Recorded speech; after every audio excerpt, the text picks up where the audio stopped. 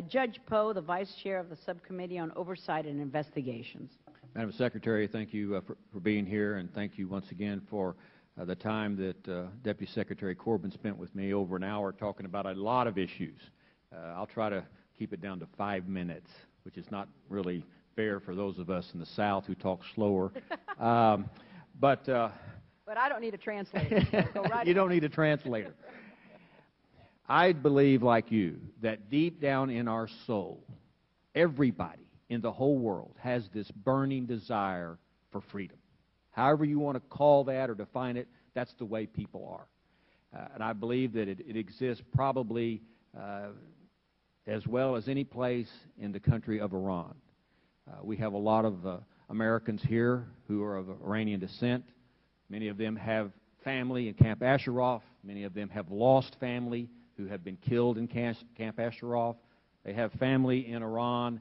And I believe those young people in Iran have that spirit of freedom.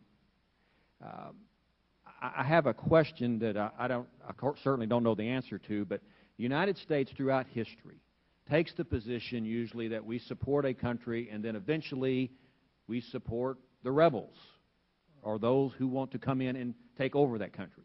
We've made that decision in Libya. I think the administration used actually the term, we support the rebels. And sometimes we do and sometimes we don't. I think there is no greater tyrant on earth than the little fellow from the desert, Ahmadinejad, and the way he treats his people, the way he's declared war really on everybody. When do we get to a point as a country in making these decisions like we did with Libya? When do we get to the point that we say, you got to go? We made that decision in Libya. When do we make that decision in Iran? You got to go. Well, Congressman, I think we have to support those who are struggling and fighting for their own freedom inside countries. And we do that in Iran, but it is unfortunate that this regime has exercised such oppression against its own people, has done everything possible to destroy the opposition. So we do support, and we will continue to support, and we will be very vocal in our support. But we also look at those moments, those hinges in history where there is an adequate critical mass of people that are willing to stand up for their own rights. And unfortunately, in many countries, it took a long time in the Soviet Union, as you know, and then countries began to move, and we were there with support for them. We see that now in the Middle East and North Africa. Iran is a tougher case, but we are going to do everything we can to support those who want that freedom.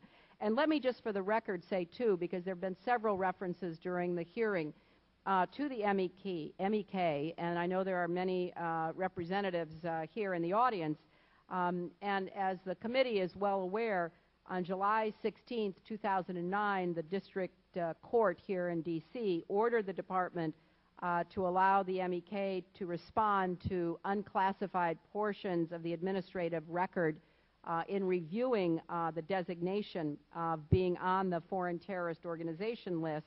And as such, we are again reviewing the designation in accordance with the court's decision and applicable law, and this review will result in a de novo decision concerning the designation of the MEK. When do you think you will have that decision?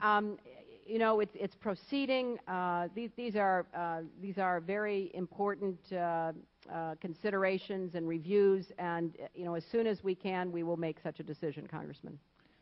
Myself and others have met with the State Department, CIA, and classified briefings, and I would just encourage the State Department, based on everything I know, to make that decision. I'm one that, of course, thinks that we ought to take them off the list.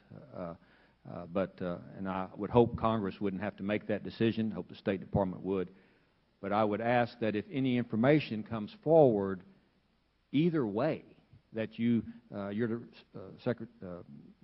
Department of State would share that with us in a classified briefing so that we have that information. And the last question I was going to comment on and concern was the residents of Camp Ashraf. They are nervous. Their relatives are nervous because of the way that this time is really not, in my opinion, on their side. How do you, just your opinion, think this is going to play out once we're gone? The people in Camp Ashraf, are they going to be moved from the border? Are they going to go to Iran? They're going to go to Europe? How do you see that working, playing out? Well, first, let me say that we monitor this situation very closely. We try to investigate all of the assertions that are made. We know that adequate food and fuel under our supervision and pushing gets in, but we also know there are constant propagations that exist. So we are in a daily dialogue with the government of Iraq, with the United Nations, and we will continue to do everything we can to protect them. Thank you, Madam Secretary.